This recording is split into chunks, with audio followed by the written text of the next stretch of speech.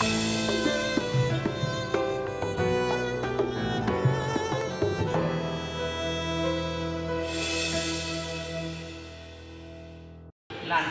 panitianya itu yang beli beras dan dibagikan kepada masyarakat. Wadah. Tapi kalau badan amin itu menyediakan beras, ya, itu apalagi kalau beras yang dikasih orang itu dibulak-balik itu nggak ada, Pak. Berasnya ini juga dikasih orang. Ya, itu nggak boleh, nggak boleh. Ini nggak boleh. Itu kan udah artinya reanimasi, nggak ada yang jual, nggak jual. Ya, nggak boleh. Nah, itu nggak boleh. Harusnya kalau mau sediain stok. Iya. Iya. Jadi seolah emang udah jualan gitu. Jualan. Iya. Juga yang pernah Jangan bolak-balik beras itulah. guru saya bilang gini, kenapa kalau beras semua uangnya juga dikasih, nanti kalau beras semua makanya mau makan beras nggak butuh lauk gitu. Jadi pas dibagikan ada yang beras itu dibagi, uangnya terbagi. Begini, Boleh nggak? jangan kita salah paham. Di zaman Rasulullah itu kan uang itu kan udah ada, ya kan? Dirham, dinar itu kan udah ada. Kenapa Rasulullah tidak mengajarkan itu untuk zakat, untuk zakat? Nah, artinya apa? Rasulullah itu kan wa ma yantiqu anil hawa in huwa illa wahyu yuha.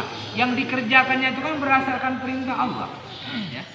Artinya di situ, Pak, yang penting orang miskin dan fakir itu hari itu dia dapat makan, nggak kelaparan sebagaimana dia lapar, kan begitu. Nah, soal itu nanti apakah bisa nggak dia jual itu terserah hak dia. Bisa jadi beras itu kalau banyak dia jual. Ini udah dapat gitu ya. Iya, yang jelas dia udah dapat. Kan beras itu kan biasanya setiap makanan pokok itu kan bisa diuangkan. Iya. Nah, jadi larinya ke situ. Misalnya dapat dia 10 kilo, 5 kilonya dijual untuk lauk pauknya, 5 kilonya untuk makanannya, ditanak menjadi nasi kan. Apa salahnya? Nggak ada orang menolak yang namanya beli beras itu. Nah, itu seperti itu. Jadi jangan kita salah paham. Kok kan lebih baik uang, karena uang itu digunakan apa saja banyak. Tapi ingat, zaman Rasulullah uang itu sudah ada. Tapi kenapa Rasulullah tidak mengajarkan uang? Berarti pada hari itu difokuskan mereka itu makan, bukan belanja. Nah, Tadi kan yang dulu waktu zaman Rasulullah itu kan ada 4 yang didapatkan ya. Kurma kering, kurma basah, ya. terus anggur, Anggur dan sama gandum. Nah, semuanya sama 4 stok ini. Iya. Tapi kan harganya beda-beda. Mood, ini mood kalau Iya, ini. mood. Harganya beda-beda satu moodnya. Antara itu gimana itu? Nah, kalau Ukuran. beda, inilah sebenarnya yang agak rancu. Perbedaan di antara itu, dia kalau dihargakan dengan uang, makanya dia nominalnya pasti berubah. Iya. Ya. Antara satu mut anggur dengan satu mut Iya, beda. Gandum, kurma. Ya, terutama tamar itu tadi yang namanya kurma itu jauh lebih mahal. Makanya kenapa diajarkan oleh Rasulullah itu menggunakan bahan baku, bukan menggunakan uang, supaya walaupun bentuknya apa namanya, jumlahnya sama. Ah, ya kan? Iya. Kan kalau seandainya itu gandum, dia tetapkan 2,8 kilo, ya kan? Walaupun misalnya tumpukannya lebih banyak ketimbang anggur, ya kan? Anggur kan kalau 2,8 kilo, Sedikit. itu kan dikit, Pak. Dikit. Tapi kan timbangannya tetap sama. Nah, kenapa nggak boleh menggunakan uang? Disinilah diberatkan. Sebenarnya kalau kita mau sebenarnya inti, tapi kalau ini kita bilang Pak nanti rancu. Sebab yang selama ini udah kita terapkan itu nanti jalannya itu berbeda persepsi. Sebenarnya kalau mau ukuran uang itu ikut mazhab Imam Hanafi, itu nggak bisa diukur dengan beras. Dia harus diukur dengan kurma, diukur dengan gandum, dan diukur dengan bur. Contohnya kalau kurma, Pak, coba berapa? Kalau taruhlah 2,5 kilo. Kurma itu paling dikit, paling murah berapa harganya? Sekilo. Ada yang paling murah 40 sekilo. ada yang paling mahal sampai juta. Iya, taruhlah kita ambil yang paling murah 40. Iya. Kalau 2,5 kilo berapa, Pak? 100.000. Kalau ini tadi beras berapa? 37.500. Nah, ini kalau kita terapkan, Pak, rancu. Sebenarnya kalau tuntunannya seperti itu. Kalau mau uang boleh, tapi ukurannya harga kurma. Nah, itu. Itu mazhab Hanafi ya. Hanafi. Padahal kita Syafi'i gitu ya. Kita Syafi'i. Iya, semua. Ini yang nggak benar itu. Sebenarnya boleh uang itu karena memang ada sumbernya Imam Hanafi kan. Tapi ukuran Hanafi itu nggak bisa dia menggunakan beras. Dia harus menggunakan 4 macam itu tadi. Kalau kita anggur, berapa anggur sekilo? 80.000 Pak. Kali 2,5 berapa?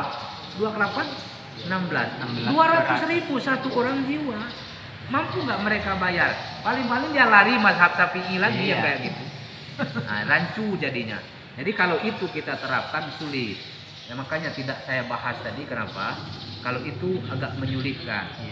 Nah, makanya sebenarnya nanti untuk akan datang untuk zakat fitrah itu diusahakan bagaimana baik itu badan hamil maupun para muzakkinya itu mau mengelola itu bukan berbentuk uang tapi memang berbentuk bahan,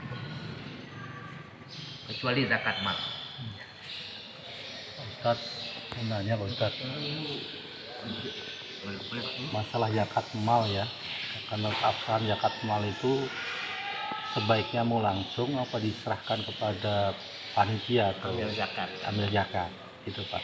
Nah, bagaimana kalau yang diserahkan pada langsung gitu Pak Ustaz? Apakah sah atau tidak? Ini di dalam badan amil itu yang pertama sebagusnya inti mungkin Pak.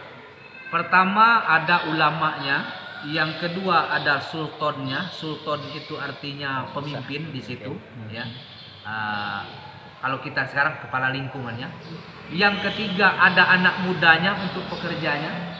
Yang keempat ada tokoh yang ditokohkan di situ. Kenapa ketiga-tiga elemen masyarakat ini harus direkrut? Mereka ini kan lebih tahu Pak, siapa yang berhak menerima, siapa yang mau berzakat.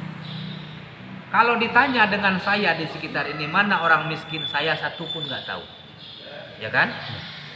Nah artinya apa? Kalau bapak itu memang sudah dipastikan yang berhak menerima itu sesuai dengan asnaf yang 8, lebih baik langsung. Tapi kalau bapak meragukan entah iya tanda ini fakir miskin, makanya itu berfungsi hukum sultan.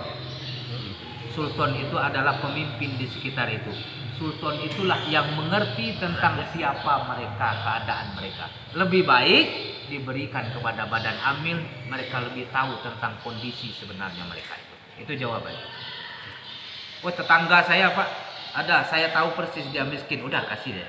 Kalau kita kerjasama mungkin dengan ketua lingkungan kan, yang udah tahu persis gitu. Ya, tapi Bisa, ketua lingkungan itu kalau nggak dimasukkan di dalam badan amil dia nggak boleh. Nah, sekarang zakat fitrah aja. Yang namanya RT RW itu kan nggak boleh sebenarnya. Ya, nggak boleh. Jadi ambil zakat. Maksudnya gini Pak Ustaz.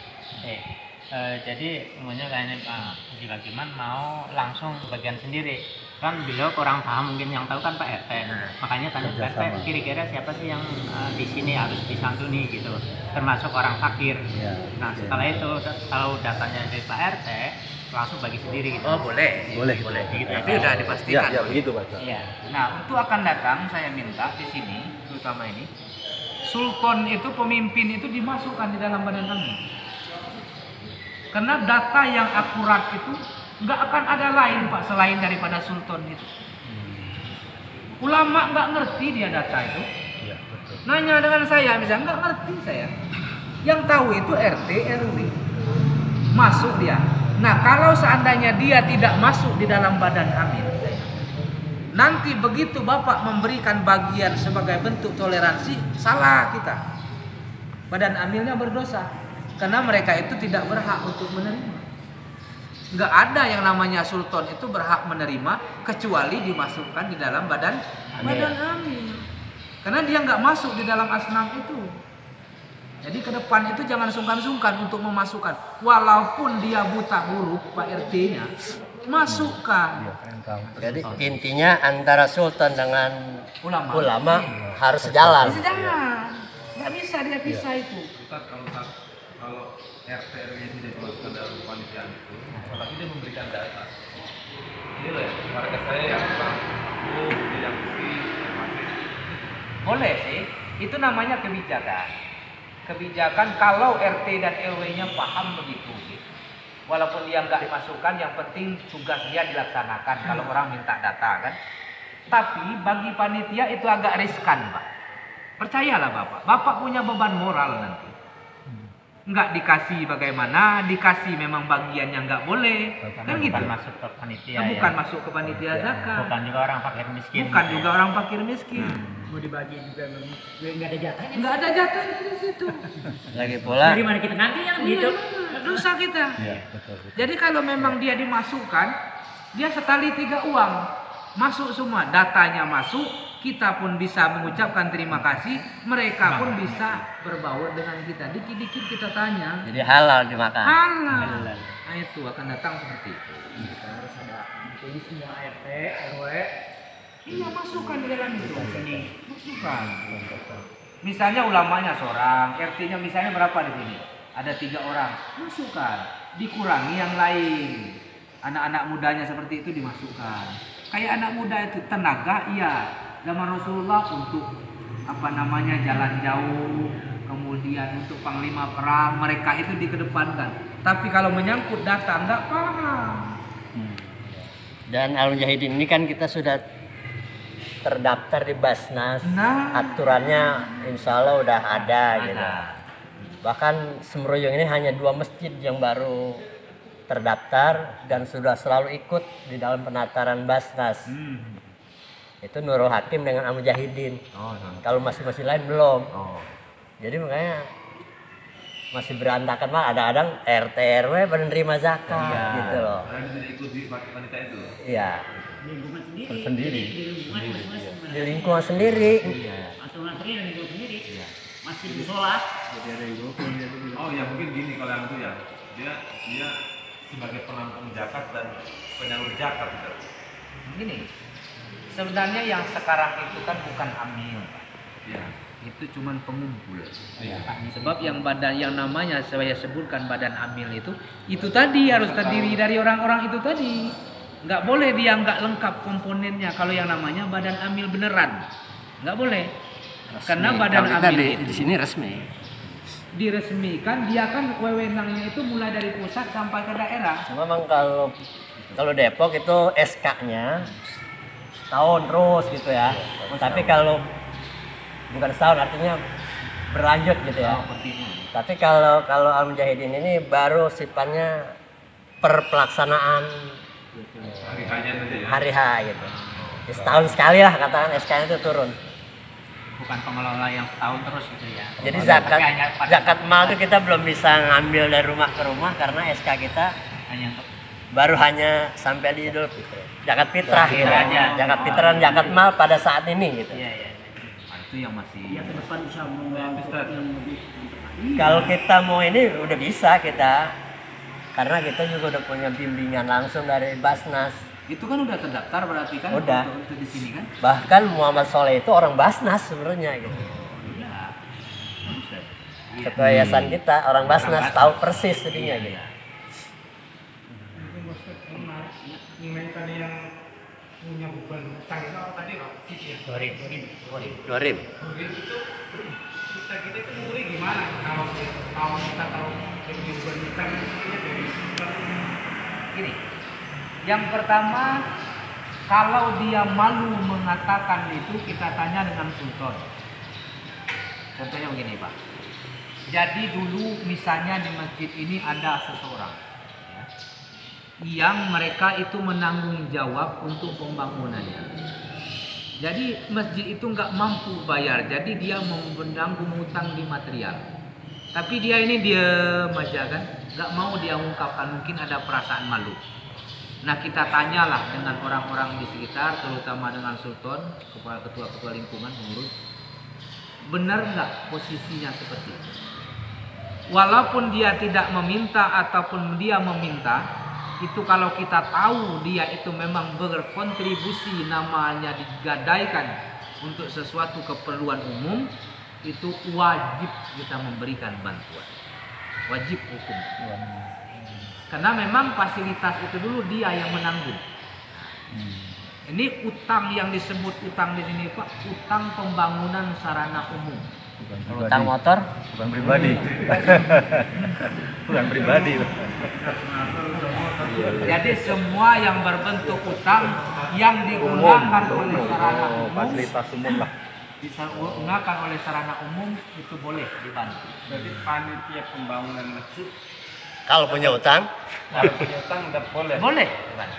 Dan di suatu kampung ada panitia pembangunan musola. Panitianya itu punya utang sama material. Itu kan berarti panitianya nggak cuma satu orang. Ya. Itu berarti berhak. Berhak. Ya, Tapi kalau- dari zakat itu tadi mal Pak. Kita punya utang tanah gimana? Oh, Kalau Buat makam. bukannya utang pribadi, utang pribadi ya bukan utang rame-rame kalau gue ini. begini. Utang pribadi tapi atas nama banyak orang itu intinya. Atas nama. Atas nama. Kepakainya buat umat. Iya, pakainya buat. Umum. Bisa utang jembatan. Tadi yang dibiologis kali, berarti itu dihitung setelah yang 5 itu tadi. Ya kan jumlahnya 8. 8 itu kan yang mungkin tidak ada itu 3. Ya mungkin. Sebab ghorimin itu biasanya jarang. Entahlah kalau di sini siapa tahu nggak paham juga lah. Nah kalau memang dia ada, itu boleh dikasihkan semuanya untuk dia. Boleh. Kenapa? Yang namanya beban hutang itu kan banyak. Pemberian zakat itu aja kecil itu. Ya kan? Nominalnya kan kecil dari zakat itu. Boleh dikasih semuanya. Kecuali yang namanya mu'allafati qulubuhum tadi. Kalau mu'allaf itu ukurannya sebenarnya kalau ijma'nya itu maksimal itu 5 tahun. Maksimal. Masih boleh. Boleh. Kalau udah 10 tahun kan nggak lemah lagi hatinya. Kan 2 kemungkinan Pak. Kalau nggak kembali murtad jadi orang yang taat. Ya kan?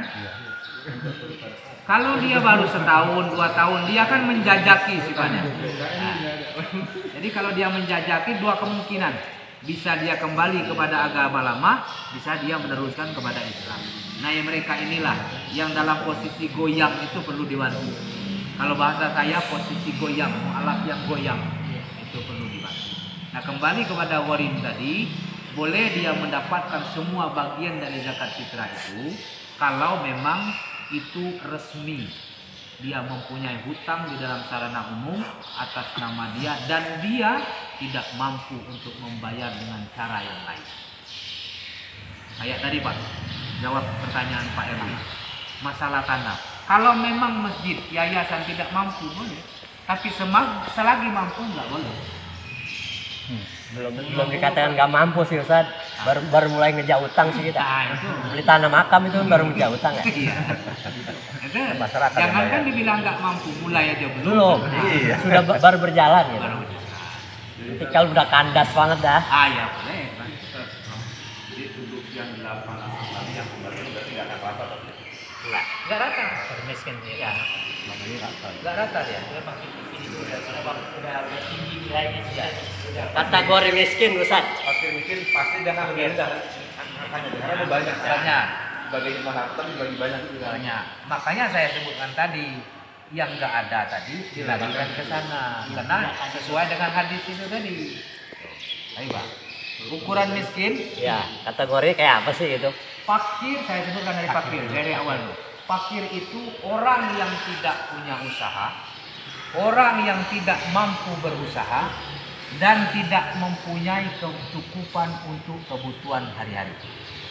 Fakir. Fakir.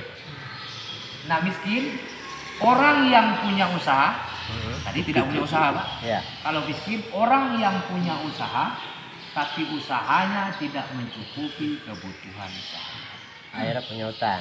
Akhirnya punya utang. Itu orang miskin. Jadi yang miskin itu gampang sih lihatnya. Walaupun dia bekerja kurang, tapi kurang. Kekurangan terus. Ya. Tapi kekurangan berarti dia bisa bakar uang gimana? Maksudnya apa? Dia bisa bakar uang. Rokok maksudnya. Itu maksudnya apa? Kekurangan uang. Beli rokok banyak sampai 20.000 sehari mampu. Tapi untuk beli makan jadinya enggak kayak gitu kan. Itu nggak masuk kategori. Nggak masuk. Kan banyak. Masih sampai ke situ ya. Iya benar. Itu Lebih mahal dari harga beras. Iya benar. Benar. Nah, kembali ini sebenarnya kaitannya dengan sultan saya bilang tadi. Orang miskin itu ada ukuran kalau yang namanya di pemerintahan penghasilan per kapita per bulan. Ada datanya itu.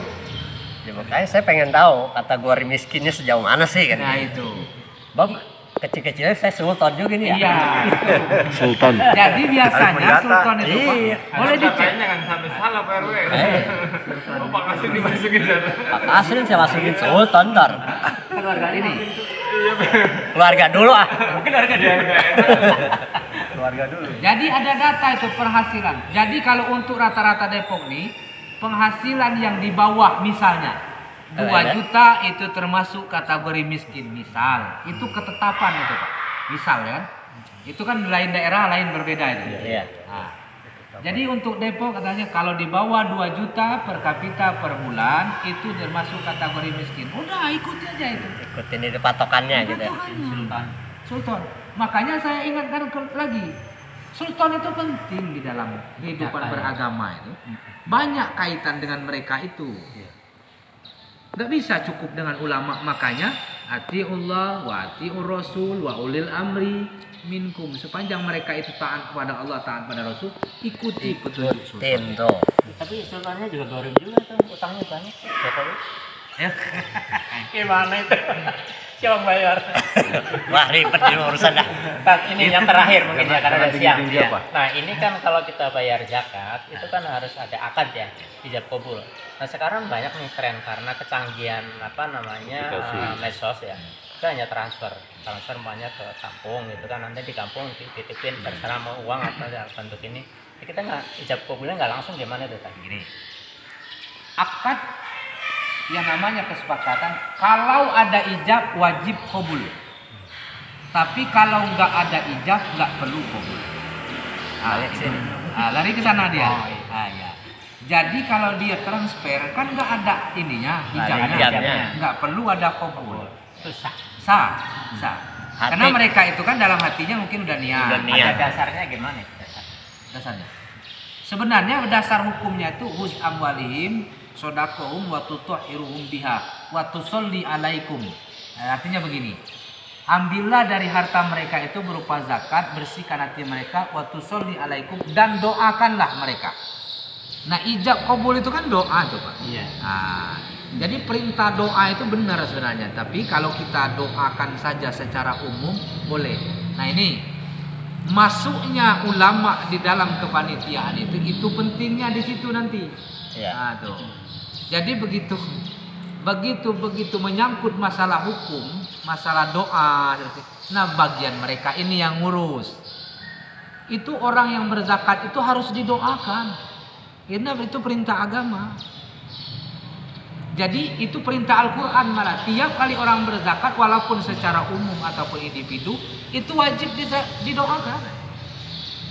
Makanya doakan ajarakallahu fima aftaita wa baraka fima abqaita wa ja'alallahu laka tahura, kan gitu.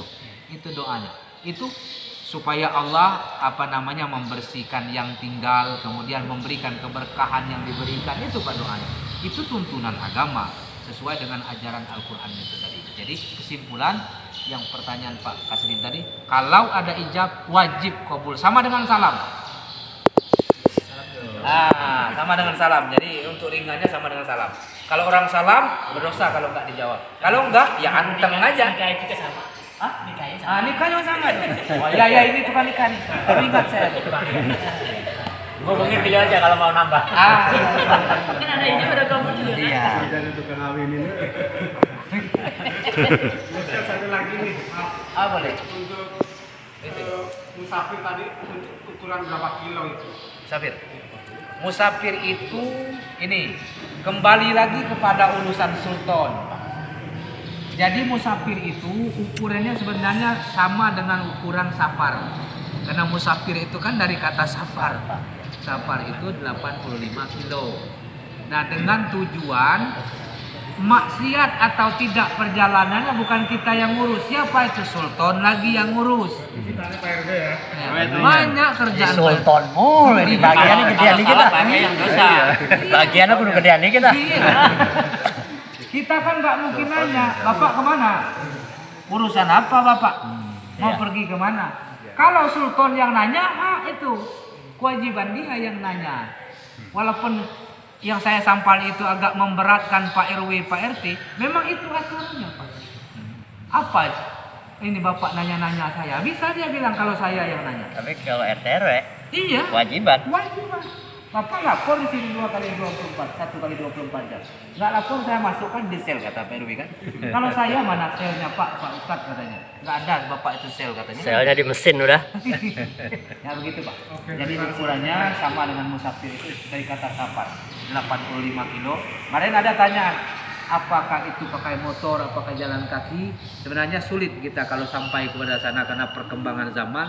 Cuman setelah saya teliti, mau jalan kaki, mau mobil, mau pesawat, mau kereta, yang jelas asalkan 85 itu kalau dia membatalkan puasa, artinya tidak puasa, dia sudah ada keringanan rukhsah di dalamnya. Boleh ya.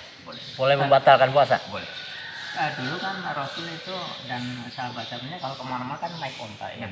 Nah, kenapa nggak naik onta aja, perjalanan onta yang jadi patokan? Banyak 85 kilo ditemu dengan jarak naik onta, banyak tuh 8 jam.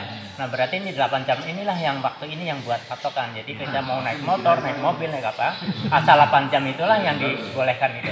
Ya. Mungkin itu lebih ini Tat. Lebih efektif, cuman kita nggak bisa membuat ijtihad sendiri kan. Jadi kalau Ya maksudnya ulama itu berdiri di situ. oh iya, bedanya di situ. Saya muter setiap hari lebih 8 jam. Nah, itu sama Pak RW salah sendiri muter-muter. Iya, kalau hitung jam nanti repot. Nggak pernah ini. Ya, kalau hitungan jam. Muter-muternya Ya, di sini iya, aja. Iya. Itu kegunaan pribadi. Kalau dihitung jamnya loh. Kalau hitung jam repot. Tapi sebenarnya itu perlu Ada yang mau ditanya Pak? Pak Ustaz, berarti kepemimpinan boleh lepas dari kaum muslimin. Apa pemimpinan nggak boleh lepas dari orang muslim? Iya. Gitu. RT, RW.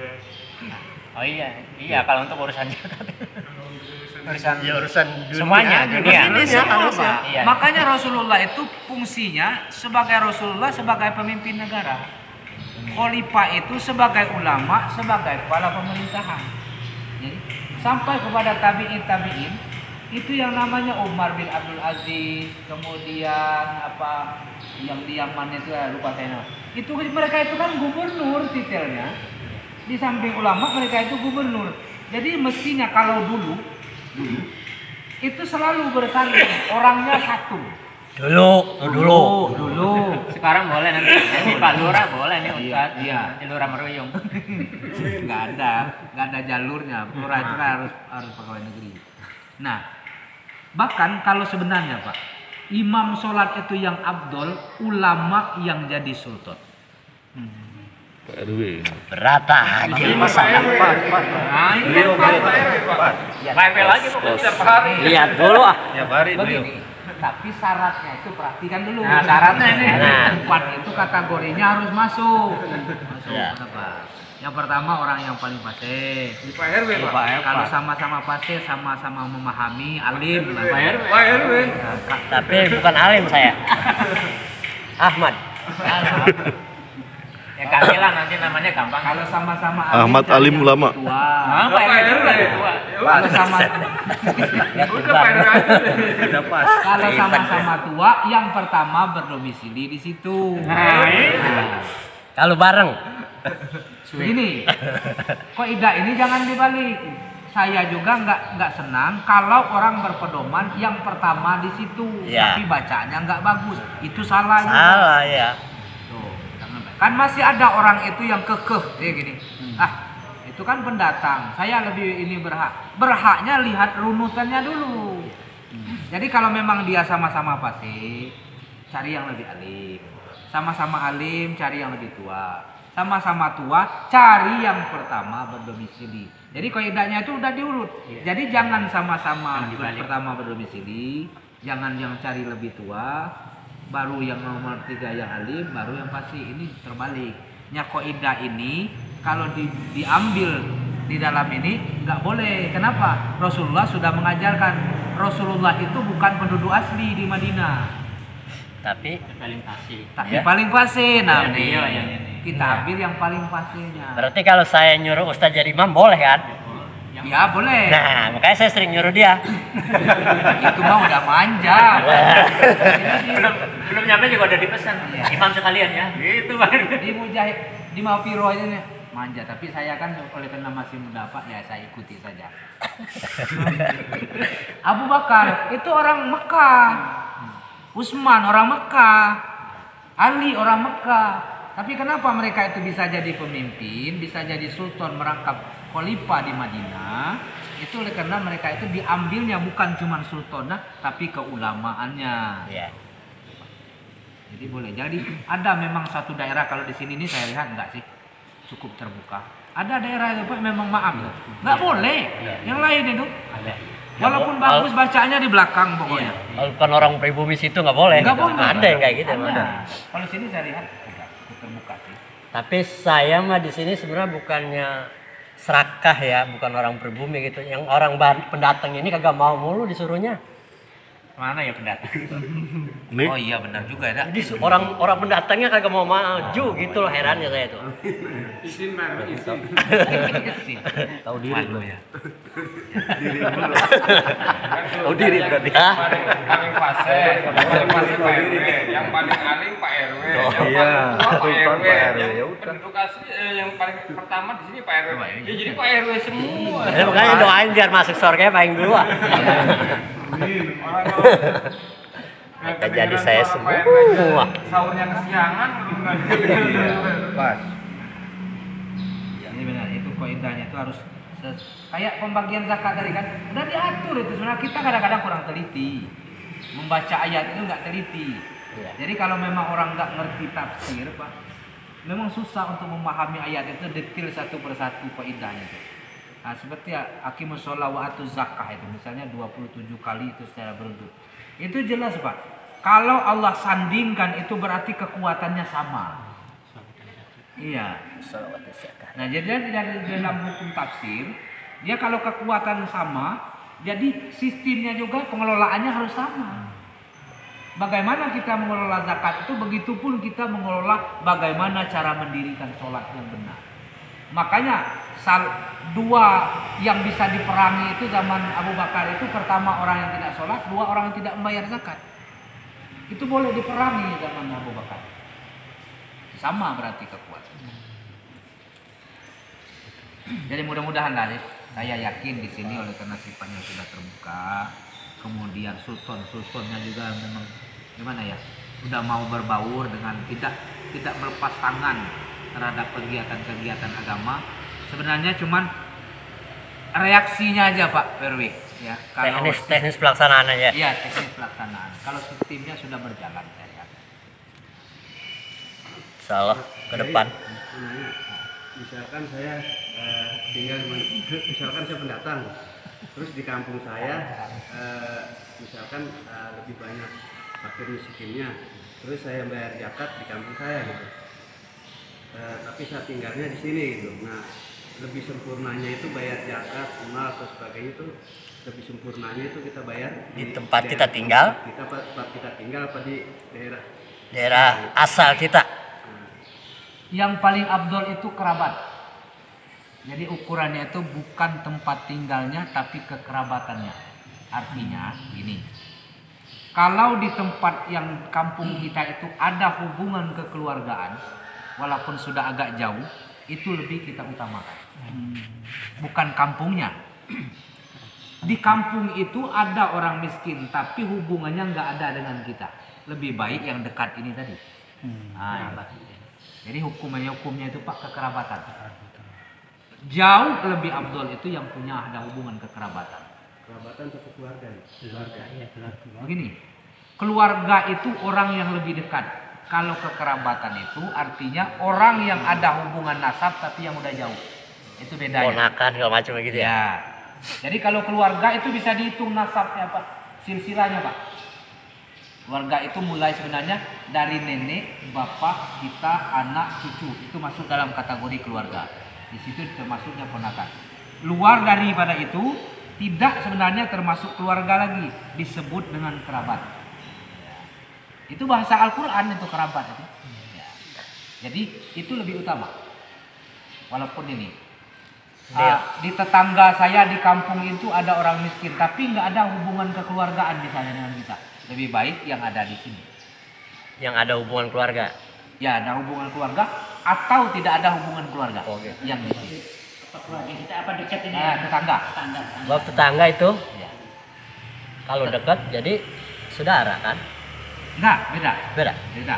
Jadi tetangga itu tidak akan pernah jadi saudara karena tetangga itu tidak pernah mendapatkan waris daripada kau. Jadi yang membedakan saudara kerabat dengan orang lain itu lihat di hukum warisnya, Pak. Nah, jadi kalau dia mendapatkan warisan, ada silsilah waris di situ, itu bagian daripada kekeluargaan dan kekerabatan. Tetangga, saya tanya dengan Pak RW, dapat nggak warisan? Saya kasih kalau saya punya. Bahasanya nggak ada. Saya bertanya, saya mau bertanya ya, masalah orang Islam itu beriman gitu ya. Mereka sebenarnya tidak puasa dan tidak sholat, tapi mereka itu zakat fitrah, hukumnya gimana? Dia menjadi muzaki wajib, tetap wajib hukumnya yang memberi zakat, tapi untuk menerima zakat berdosa. Jadi kembali lagi hukum lagi, Pak. Orang yang tidak sholat itu tidak diperbolehkan diberikan zakat.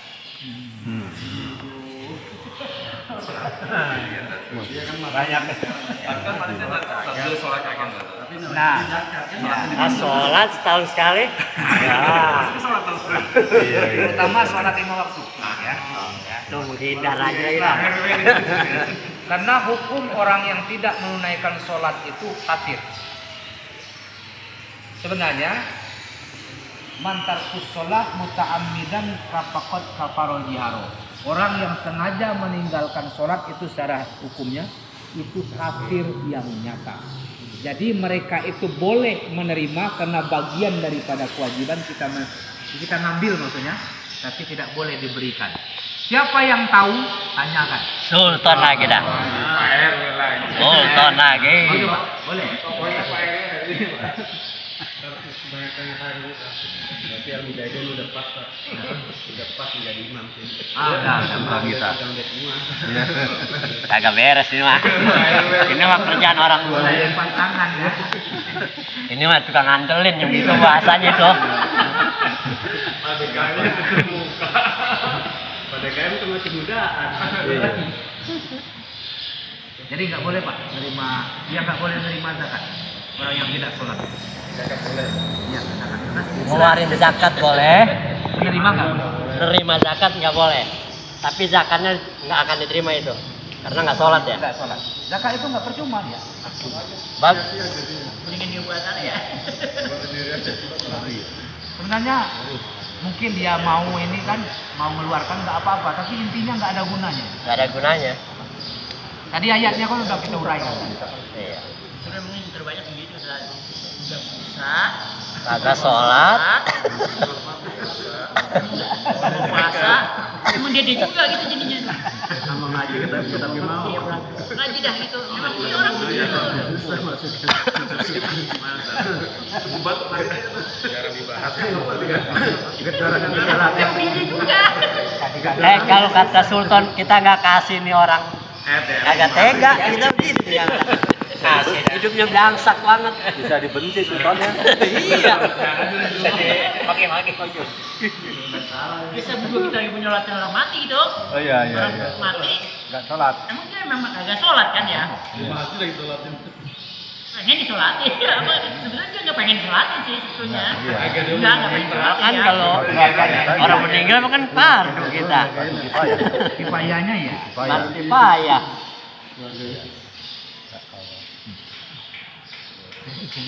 Ya.